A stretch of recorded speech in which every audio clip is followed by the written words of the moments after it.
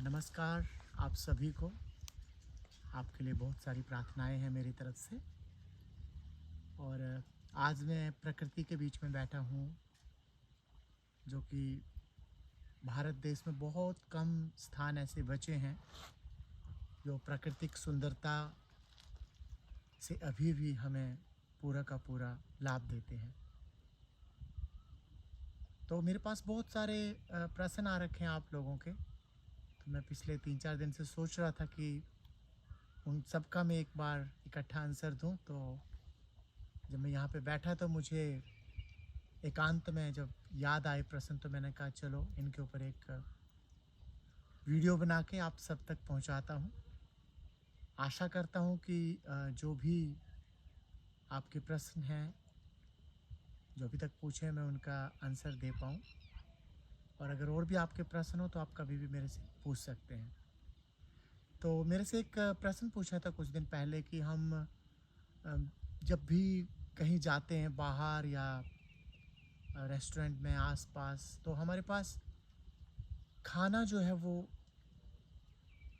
Healthy नहीं होता। हम किस तरह का फूड खाएं कि हम स्वस्थ रहें। और अगर बाहर जाते हैं तो हमारे बच्चे जो जिद करते हैं जंक फूड खाने की, तो उस वक्त हमें क्या करना चाहिए। तो मैं सबसे पहले तो आपको ये बताना चाहता हूँ कि हमें वो खाना चाहिए जो हमारे शरीर के लिए बना हुआ है। आप प्रकृति में बैठे हो तो आप यहीं का उदाहरण लीजिए कि कोई भी दुनिया का ऐसा जानवर नहीं है जो मांसाहारी हो और वो शाकाहारी खाना खाए, और जो शाकाहारी हो वो मांसाहारी खाना खाए। यानी उस जानवर के शरीर की बनावट जैसी भी है, उसका प्राकृतिक व्यवहार जैसा भी है, उसी प्रकार का वो खाना खाता है, यहाँ तक कि विषम परिस्थितियों में भी। आप एक घोड़े को भूखा रखेंगे और उसको आप मीट चिकन ये सब चीज़ें देंगे, वो मर जाएगा लेकिन उसको खाएगा नहीं। तो हमें समझना पड़ेगा कि क्यों जानवर स्वस्थ हैं, क्योंकि उनकी जो जो खाने का तरीका है, वो जो वो खाते हैं, वो खाते जो उनके लिए बना है। तो हमें पहचान करनी पड़ेगी, हम मनुष्य हैं, हमारे लिए क्या बना है। हमारे लिए कोई ऐसा नहीं है कि हम लोग अपनी जीव के स्वाद के लिए जो जानवरों को मार के खाने लग गए हैं, वो हमारा आहार नहीं थे, लेकिन हम लोगों ने उसको शुरू कर दिया। और समझिए कि जो हमारे पास जो ऊर्जा पहुंचती है जानवरों से मांस के द्वारा, वो ऊर्जा सेकंड या थर्ड हैंड ऊर्जा होती है। सूर्य ऊर्जा का जो स्रोत है वो पेड़ पौधों को, प्रकृति को ऊर्जा देता है, और उससे जानवर खाते हैं। फिर जानवर को हम खा रहे हैं, तो एक तो वो ऊर्जा हमारे पास सेकंड या थर्ड हैंड के रूप में पहुंची। दूसरा, आप देखेंगे जो जानवरों के बीच में बीमारियां होती हैं, वो धीरे धीरे हमारे अंदर आ जाती हैं, क्योंकि कई बार कुछ ऐसी चीज़ें जो पकाने से भी जो है वो नहीं मरती। तो हम लोग वो खाएं जो हमारे लिए बना हुआ है।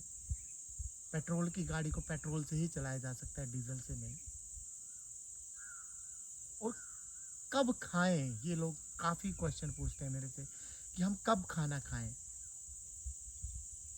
तो खाना जब भूख लगे तो खाएं। पहले तो भूख के बिना खाना ना खाएं।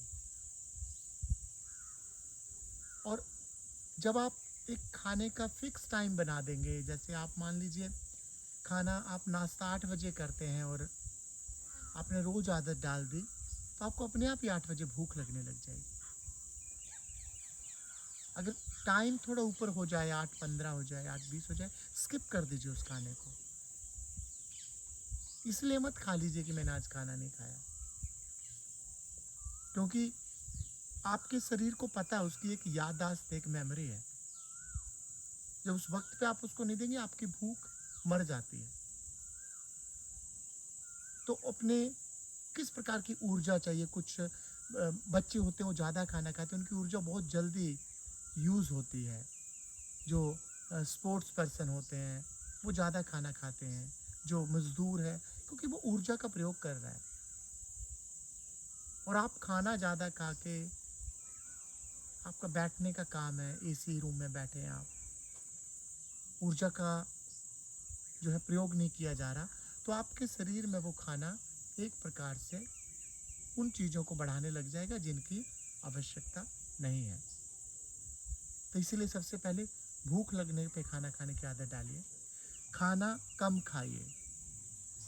मैं कई बार समझाता हूँ, जो हमारा जठर है जिसको स्टमक बोलते हैं, उसका जो साइज़ है वो सिर्फ एक आपकी मुट्ठी के बराबर है। तो उसके अंदर हम ओवरलोड करके खाना ना डालें। हम जब ओवरलोड कर देते हैं उसको, तो उसके ओवरलोड होने की वजह से बॉडी को और काम करना पड़ता है, और ज़्यादा आपके लीवर को ज़्यादा जूस क्रिएट करना पड़ेगा, पैनक्रियाज को ज़्यादा जूस क्रिएट करना पड़ेगा, आंतों को मेहनत करनी पड़ेगी। आप लोग कम खाइए और चबा के खाइए। जितना चबाएंगे, आपके मुंह का जो सलाइवा, जो लार है, उसमें मिलेगी, और वो फूड जब अंदर जाएगा तो उसको डाइजेशन में ज़्यादा दिक्कत नहीं आएगी। तो सबसे पहले कब खाना है? जब भूख लगेगी। क्या खाना है? जो आपके लिए बना हुआ है। कितना खाना है? स्टमक का साइज इतना सा है। तो इससे फिर आपको लगेगा कि मैं खाना जो है जीने के लिए खा रहा हूँ। कुछ लोग होते हैं जो खाने के लिए जीने लग जाते हैं। तो आप लोगों को क्या करना है? खाना जीने के लिए खाना है, दवाई के रूप में। मैं यहाँ पे जंगल में हूँ, बहुत सारे पक्षी जानवर दिखते हैं। एक भी जानवर कभी ओवरवेट नहीं मिलता, सब कुछ है उसके पास, उसकी मनपसंद खुराक उसके पास है। आप किसी शेर को देख लीजिए, चीते को देख लीजिए, वो भी कभी आपको ओवरवेट नहीं मिलेगा, सब कुछ उसका। हिरण को खा सकता है, किसी भी चीज़ को, लेकिन वो खाना जिंदा रहने के लिए खाते हैं, खाने के लिए जिंदा नहीं रहते। तो हम लोगों ने खाना दवाई के रूप में खाना है। किसी व्यक्ति ने कहा है कि अगर आप दवाइयों की तरह खाने को खाएंगे, दवाई की तरह, तो आप स्वस्थ रहेंगे। Eat the food like a medicine, otherwise one day you will have to eat the medicines like food. खाने को दवाई के रूप में लीजिए, नहीं तो एक दिन दवाइयाँ आपको खाने की तरह लेनी पड़ेंगी। सुबह उठते ही दवाई, खाना खाने से पहले दवाई, खाना खाने के बाद दवाई, दोपहर के खाने से पहले की दवाई, ये सारी चीज़ें चलेंगी। तो आप लोग ये ज़रूर ध्यान रखिए कि खाना कम खाएं, चबा के खाएं और सही खाना खाएं। कुछ लोग बोलते हैं कि मुझे नींद नहीं आती रात को,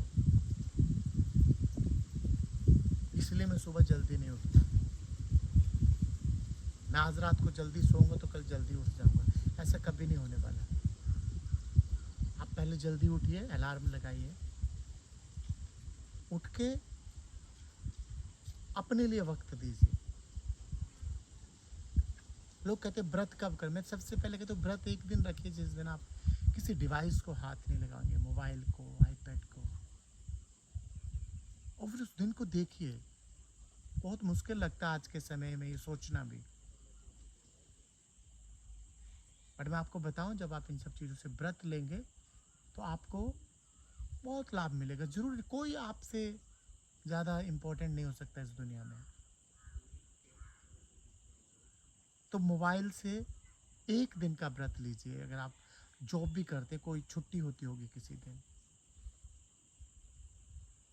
फास्टिंग करिए। फास्टिंग करेंगे तो उससे क्या बेनिफिट होगा कि आप जो खाना खाया आपने, जिससे आपने ज़्यादा चीज़ें दी जो शरीर को नहीं चाहिए, वो एक जगह स्टोर है, वो वहाँ से प्रयोग कर लेगा। फुल डे फास्टिंग नहीं कर सकते तो आप 16 आवर्स फास्टिंग प्रोसेस को फॉलो करिए कि एक पहले मील और दूसरे मील के बीच में 16 घंटे का डिफरेंस। बहुत फ़ायदा मिलेगा इसका आपको। आज पश्चिमी देशों में इसको बहुत फॉलो किया जाता है, और जब उनसे पूछते हैं कहाँ से सीखा तो कहते हैं भारत से। ये हमारे शास्त्रों का, ऋषि मुनियों का, ये हमारा उनका आशीर्वाद है हमारे ऊपर। लेकिन हम इतना बाहर की चीज़ों में लग गए कि अपने लिए वक्त देना भूल जाते हैं। मैं चाहता हूँ मेरे देश का एक एक बच्चा, एक एक व्यक्ति, एक एक माँ बहन, सब लोग स्वस्थ हों। हम प्रयास भी करते हैं योग के द्वारा, आयुर्वेदा के द्वारा, कि लोग सीखें, लेकिन लोग करना नहीं चाहते। दर्द होता है, तो जिन चीज़ों में हम लग गए हैं उससे हटने का दर्द तो थोड़ा सा आपको लेना पड़ेगा। और आप अपने लिए वक्त देंगे तो मैं आपको बता दूं, आपको कोई दुनिया का व्यक्ति बीमार नहीं रख सकता। आज हमारे पास भले ही बहुत सर्वोत्तम जो है प्रकार की सुविधाएं हैं, हमारे पास हॉस्पिटल है, डॉक्टर है, दवाइयाँ खाना आसान है। 1 घंटा एक्सरसाइज करने से अच्छा है कि मैं आधे सेकंड में दवाई खा लेता हूँ। ये सोच के हम दर्द नहीं लेते। जैसे एक छोटा बच्चा होता है ना, वो जो स्कूल जाता है उसको पढ़ने को बोलते हैं, तो वो बच्चा कहता है नहीं मेरा पढ़ाई में मन नहीं लगता, मैं खेलना चाहता हूँ। वो रोज आनंद लेता है थोड़ा थोड़ा। लेकिन जब जो बच्चा पेन लेता है रोज थोड़ा थोड़ा पढ़ने का, जब उसका परिणाम आता है, रिजल्ट आता है फाइनल, तो जिसने रोज थोड़ा थोड़ा दर्द लिया होता है वो उस टाइम बहुत खुश दिखता है। और जो बच्चा पूरा दिन आनंद ले रहा था पूरा साल, वो पेपर वाले दिन उसका मन नहीं करता खेलने का। वो बैठ के ये सोचता है मैं इसका आंसर कैसे दूं, दूसरे की सीट पे देखने की कोशिश करता है। उस टाइम उसका मन क्यों नहीं करता खेलने का? कि उसको पता है कि मैं खेलने गए तो फेल हो जाऊँ। तो हमें ठीक वैसे ही समझना है कि जो धीरे धीरे हम अभ्यास करते हैं, रोज का दर्द लेते हैं थोड़ा थोड़ा, तो ये आगे चल के आपको बहुत लाभ देता है। तो आप लोगों को रोज, मैं ये नहीं कहता कि आप योग ही करिए, आपको कोई भी और एक्सरसाइज अच्छी लगती हो वो करिए, रनिंग करिए, स्विमिंग करिए। छोटे बच्चों को आदत डालिए, स्केटिंग करने की आदत डालिए। जंक फूड आप देते हो इसलिए वो खाता है। जिस दिन आप ये एहसास करा दोगे कि आप उसके माँ बाप हैं, वो नहीं, तो फिर नहीं आपसे जिद करेगा। थोड़ा सा समझाना पड़ेगा प्यार से, क्योंकि बहुत जल्दी भटक जाते हैं हम एडवर्टाइजमेंट देख के। और मैं आपको बता दूं, जितने स्टार ये एडवर्टाइजमेंट करते हैं कोल्ड ड्रिंक की, खाने की, वो खुद नहीं खाते। उनको पता है उनके फिटनेस खराब हो जाएगी,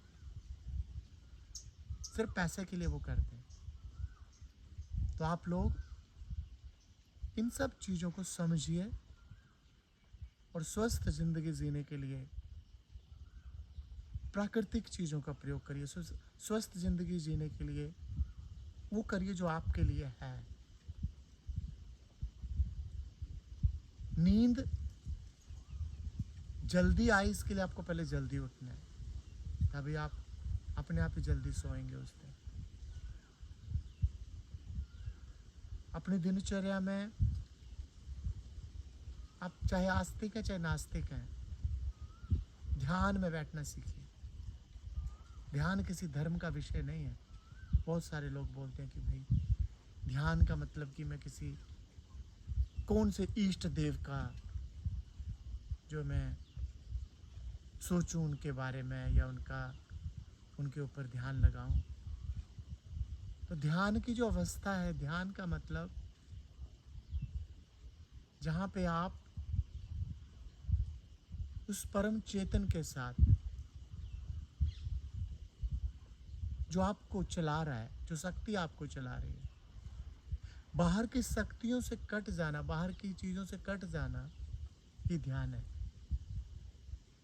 तो आप आस्तिक हैं चाहे नास्तिक हैं, इतना तो आप मानते होंगे कि जब वो आत्मा इस शरीर से निकल जाएगी तो आप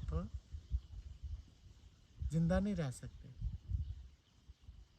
नास्तिक व्यक्ति से पूछिए कि मुर्दे में और जिंदा व्यक्ति में क्या फ़र्क है, तो वो भी शायद यही बताएगा कि इसके प्राण चले गए। तो उन प्राणों के ऊपर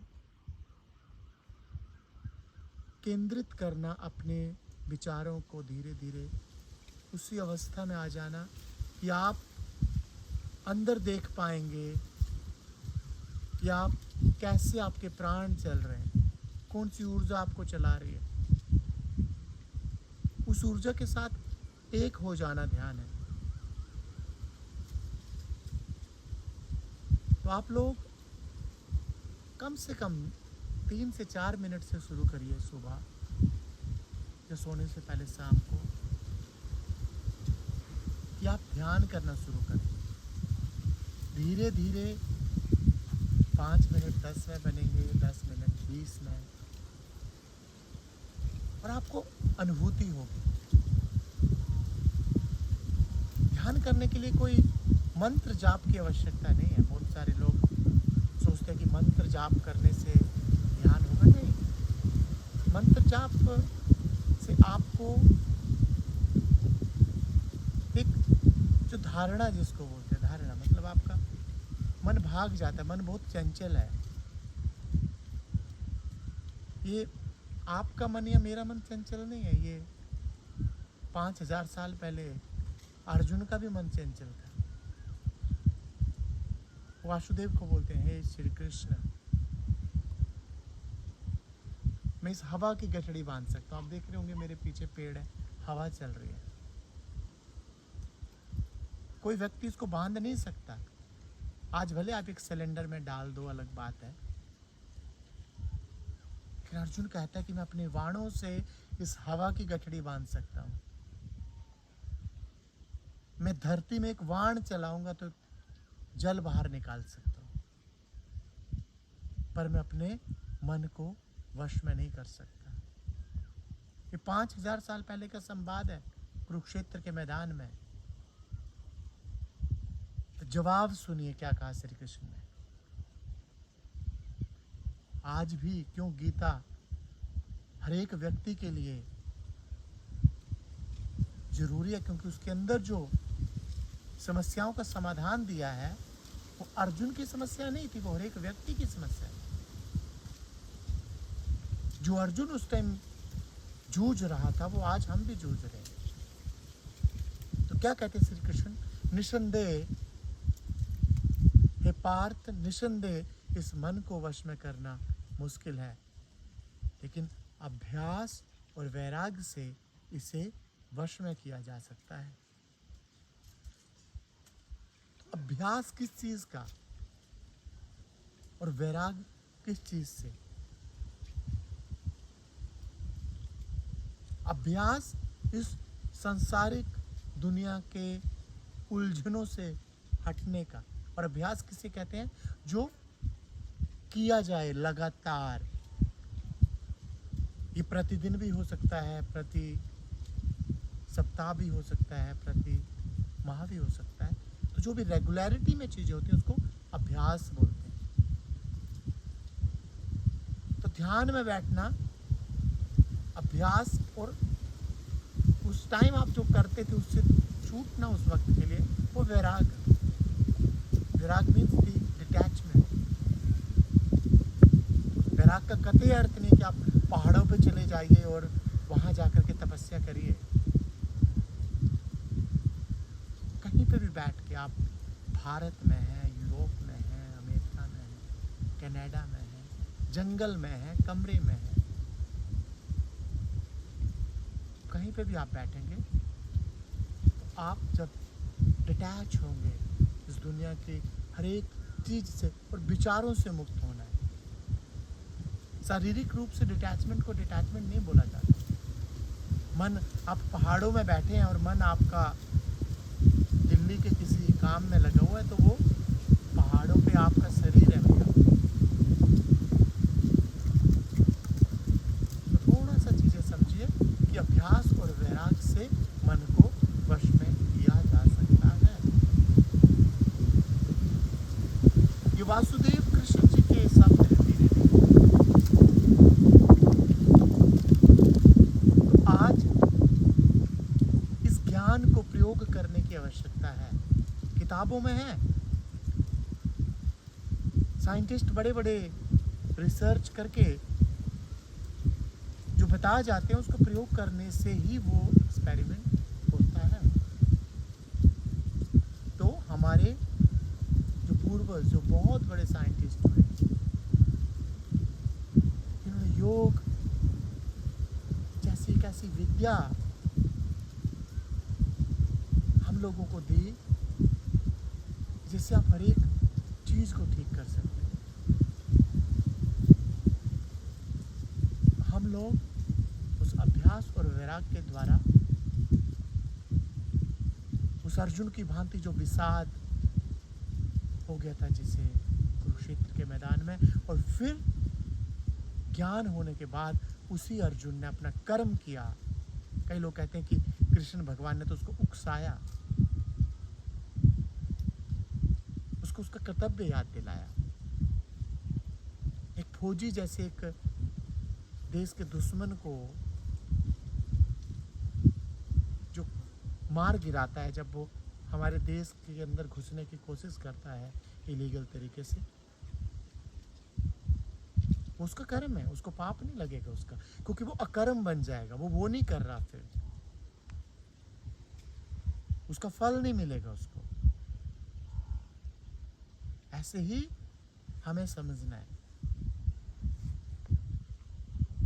तो ये लंबी हो जाएगी वीडियो बहुत ज़्यादा, मैं फिर किसी दिन बनाऊंगा। आपके और भी प्रश्न हैं बहुत सारे। अब मैं जब फिर किसी सब्जेक्ट के ऊपर बोलता हूँ तो फिर डिटेल में बहुत लंबी वीडियो हो जाती है, लोग नहीं देख पाते। तो आप लोग इस प्रकार के प्रश्न पूछते रहा करिए। मैं कोशिश करूँगा कि मैं जो भी मेरे को थोड़ा बहुत ज्ञान है योग का, अपने गुरुओं के आशीर्वाद से, पिछले 25 साल के अभ्यास से, और 25 साल तो शायद इस जन्म का अभ्यास है, उससे पहले कितने जन्मों से पता नहीं मैं जुड़ा हुआ हूँ इससे। और कोई ऐसे शब्द, मेरी वाणी जो किसी मेरे भाई बहन को कभी बुरी लगती हो तो मैं उसके लिए क्षमा प्रार्थी हूँ। मेरा कतई मकसद नहीं होता कि मैं आपको परेशान करूं। तो बहुत बहुत धन्यवाद इस वीडियो को देखने के लिए, और आपसे बहुत जल्दी फिर से मुलाकात होगी। तब तक आप ऐसे ही जुड़े रहें, कोशिश करें कि हर एक वीडियो को देखें जो भी आपके लिए लाभदायक हो। हमारे चैनल के ऊपर भी आप सब्सक्राइब किया करिए और वीडियो को लाइक करें।